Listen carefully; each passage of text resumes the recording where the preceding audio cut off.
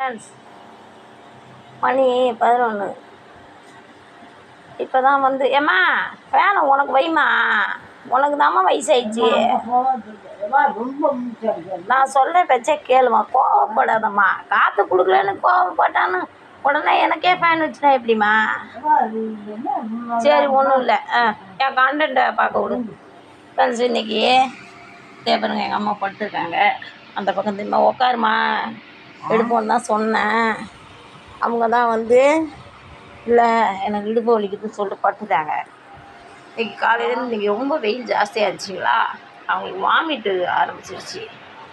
அதனால் ஒரு 30-40 மரம் வாமிட் எடுத்தேன். இன்றைக்கி ஒன்றும் ரொம்ப சமைக்கலை, சும்மா 1/2 கிலோ இறா எடுத்தேன். பப்பு குட்டிக்காக தான் எடுத்தேன். ஆளுக்கு ஒரு குழம்பு கரண்டி, அவ்வளோதான். அவனுக்கு 2 குழம்பு கரண்டி, காலைல ஒரு குழம்பு கரண்டி, எனக்கு ஒரு குழம்பு கரண்டி, அப்புக்கு ஒரு குழம்பு கரண்டி, பிளாக்கிக்கு ஒரு குழம்பு கரண்டி, அம்மாவுக்கு ஒன்று எனக்கு ஒன்று, அவ்வளோதான். 1/2 கிலோ தான், அது உச்சடை அவ்வளோ தானே வரும். என்னென்னா, நேற்று நைட்டு பெட்மேன் சேர் வாங்கிட்டு வந்தேன். இந்த கால் புண்ணோட உட்காந்து பாப்பே டாய்லெட் போக முடியல. என்னோடய ரூமில் இன்னும் வந்து இதான் என்னோடய ரூமு, ஜன்னல் இருப்பாங்க, இதான் என்னோடய ரூமு. இது பூரா ஜாமான் அடைஞ்சு கிடக்கு. இது இன்னும் வெஸ்டர்ன் டாய்லெட்லாம் போகிறதா, பாத்ரூம்லாம் அட்டாச்சு பண்ணியிருக்கோம், ஆனால் இன்னும் முடிக்கல. அதனால் வந்து சரி, ரொம்ப அண்டரில் உட்காந்து எந்திரிக்க முடியலன்னு சொல்லிட்டு ஒரு பெட்மேட் சேர் வாங்கிட்டு வந்தேன். சேர் வாங்கிட்டு வந்துட்டாலும் க்ளீனிங்க்கு கஷ்டமாக இருக்குது. என் அம்மா என்ன சொன்னாங்க மதியானமா,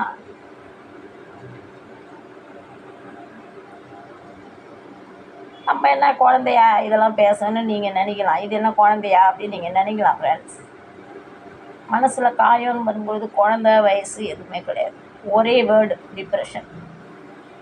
சரிங்களா? அவங்க என்ன சொன்னாங்க, எங்கள் அம்மா என்னை கூப்பிடு, நான் வந்து சுத்தம் பண்ணி விட்றேன்னு சொன்னாங்க. மோஷன் போயிட்டு என்னை கூப்பிடு. நான் சொன்னேன், இல்லை தேரில். நான் என்ன சொன்னேன் ஃப்ரெண்ட்ஸ், எங்கள் அம்மாக்கிட்ட, அப்படி வந்து நீ வந்து எனக்கு சுத்தம் பண்ணி விட்டு நான் வாழற ஒரு நிலமை வந்துச்சுன்னா நான் உயிர் வாழ மாட்டேன்.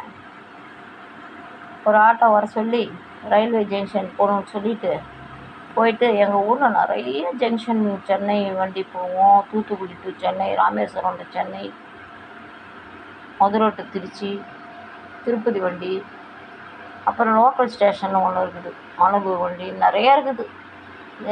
என்ன எக்ஸ்பிரஸ்ஸும்பாங்க, பேசஞ்சர்ம்பாங்க, நிறைய வண்டி இருக்குதுன்னு வச்சுக்கோங்களேன். ஒரு 30 வண்டிக்கிட்ட இருக்குது ட்ரெயின். நான் சொன்னேன், நான் அதில் விழுந்து நான் சூசைட் பண்ணிப்பேன், உன் கையால் நான் உதவி வாங்கி நான் வாழ மாட்டேன். ஏன்னு சொன்னாங்க, அவ்வளவு வெறுப்பை எனக்கு ஏற்றி விட்டாங்க எங்கள் அம்மா. அதனால் வயோதிகம், நம்ம குடியிருந்த கோயில், நம்ம வீடு ஒழுகுதுன்னா நம்ம தானே கூரை மேய்வோம். அதுபோல் நம்ம குடியிருந்த வீடு வயிறு, அந்த வயிறை நம்ம தானே பார்த்துக்கணும். சோறு தண்ணியை கொடுத்து அப்படின்னு சொல்லிட்டு நான் பார்த்துக்கிறேன். இந்த பாருங்க, இதான் நான் குடியிருந்த வயிறு, இதான் நான் குடியிருந்த வயிறு, இது நான் குடியிருந்த வயிறு. அதனால தான் வந்து இந்த வயிற்றை நான் பார்த்துக்கணும்னு சொல்லிட்டு நான் பார்த்துக்கிறேன். ஏமா போத்திக்கிற சாமியே, வெய்ய நாள்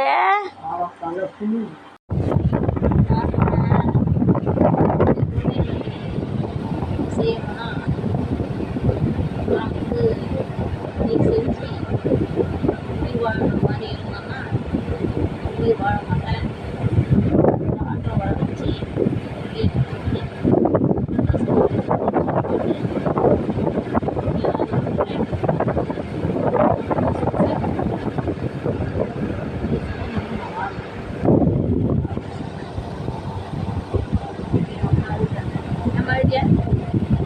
அதான் அழுது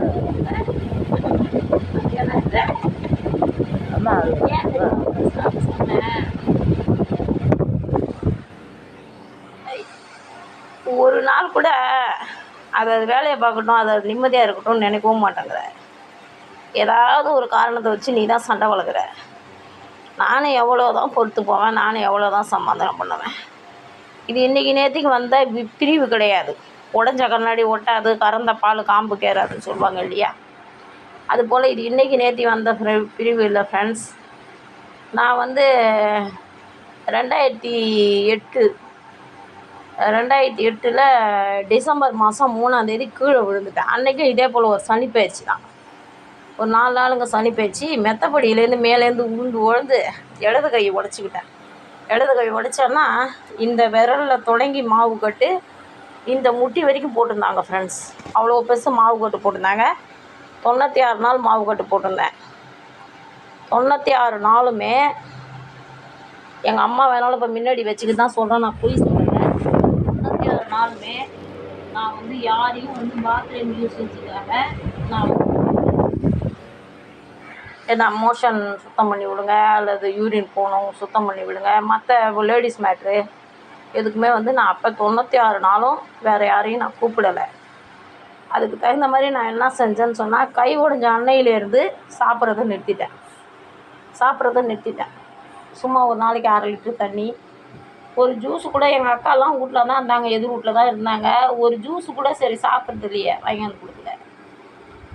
அவ்வளோ ஒரு நாளுமே சாப்பாடை நிறுத்தி, மோஷனுங்கிற ஒரு வேலையே கிடையாது, பாத்ரூம்ங்கிற ஒரு வேலையே கிடையாது. குளிக்கிறதெல்லாம் சும்மா ஈர துணியை ஒரு குண்டானில் தண்ணி போட்டு வச்சுக்கிட்டு அந்த எதிர் வீட்டில் இருந்தோம் தோட்டத்தில் போய் உட்காந்து தொடச்சிக்கிட்டு இந்த வலது கையாலேயே தொடச்சிப்பேன். கழுத்து மூஞ்சி வாயெல்லாம் எல்லாம் தொடச்சிக்கிட்டு என் துணியை 4 நாளைக்கு ஒருக்கா தான் துணிமா. அப்போல்லாம் இந்த நைட்டிலாம் கிடையாது, புடவை தான். 4 நாளைக்கு ஒருக்கா தான் புடவையை ஊற வச்சு நானே வலது கையாலேயே கும்மி அலசி போடுவேன். அப்பயும் எங்கள் அம்மாவை நான் துணி துவச்சி போட்டு நான் சொன்னதில்லை, எனக்கு பாத்ரூம் யூஸேஜுக்கு நான் அவங்கள கூப்பிட்டதில்லை. ஏன்னா நம்ம சின்ன பிள்ளையிலேருந்தே எனக்கு அவங்க எனக்கு செய்யலைன்னு நான் மனசார நம்புகிறேன். ஸோ எனக்கு வேண்டாம், இனிமேல் இவங்களுடைய இது வேண்டாம், எனக்கு என்ன பெத்த கடனுக்கு நான் செய்கிறேன் அப்படின்னு சொல்லிட்டு தான் ஃப்ரெண்ட்ஸ் நான் இன்றைக்கும் செய்கிறேன். அதே போல் 2013 எக்ஸாம் டியூட்டி முடிச்சுட்டு சாயங்காலம் 6 மணி பஸ்ஸு கிடையாது அந்த கிராமத்துலேருந்து வெளியே வர்றதுக்கு, சின்னவடவாடியிலேருந்து. அப்போ ஒரு ஸ்டாஃப் ஒருத்தர் வந்தார், ஒரு குருடான்னு வச்சுக்கோங்களேன். அவன் குருடன். அந்த காலேஜில் எல்லாம் குருடன் ஊமை திருடன் எல்லாம் தான் வேலையில் இருப்பாங்களா. அந்த குருடன் வந்து என்ன, அவர் பேர் சிவகுமார் கோவிந்தசாமி என்கின்ற சிவா. கண்கள் சரியாக தெரியாது அந்த ஆளுக்கு, பார்வை திறன் குறைபாடு. பைக் ஓட்டிகிட்டு வந்தார். ஆனால் அப்புறம் நான் அதில் உட்காந்துட்டு, வாங்க மேடம் உட்காருங்கன்னு தான் உட்காந்துட்டு வந்தோம். ஒரு 3/4 கிலோமீட்டர் நடந்து வரணும், ரொம்ப காடு கிராமம் மாதிரி இருக்கும். அதனால் சொல்லிட்டு நான் வந்தால் பிரேக்கு போட தெரியாமல் போட்டு பெட்ரோல் ஆன் பண்ணாமல் விட்டு, அதுக்கப்புறம் வண்டி போயிட்டு இருக்கக்குள்ளேயே திடீர்னு வண்டி பெட்ரோல் ஆன் பண்ணி அது ஒரு மாதிரி டோர் தூக்கி போட்டு ஜல்லி மூட்டு மேலே கொண்டு தள்ளிவிட்டான். திரும்பி அந்த கை உடஞ்சிது. திரும்பியும் அதே போல் நான் யாரையும் ஹெல்ப்புக்கு கூப்பிடல. இப்போ இந்த கால் இன்றைக்கி 6-7 நாளாவது நான் ஹெல்ப்பு கூப்பிடல. நான் கடவுள்கிட்ட வேண்டது ஒன்றே ஒன்று தான், யாருடைய தயவும் வந்து காயலாக விடாமல் என் வாழ்க்கை கரையேறணும். இப்படி கரையேறினாலும் என்னுடைய உடல் வந்து இந்த ஊர்லேயோ இந்த இல்லத்துலேயோ இந்த அண்ணன்கள் தம்பிகளுக்கு மத்தியிலையோ சடங்குகள் செய்யப்படக்கூடாது அப்படிங்கிறது என்னுடைய ஆசை ஃப்ரெண்ட்ஸ். பார்த்தீங்களா, எங்கள் அம்மா தூங்காது, கேட்கும், தூங்கும். அதனால் வந்து இதான் என்னோடய ஆசை ஃப்ரெண்ட்ஸ். ஆசை நிறைவேறணும்னு எல்லோரும் வேண்டிக்கோங்க. நீண்ட நாள் வாழ்ந்து நல்லபடியாக வாழ்ந்து அதுக்கப்புறம் ஆசை நிறைவேறணும்னு எல்லோரும் வேண்டிக்கிறீங்களா? தேங்க்யூ.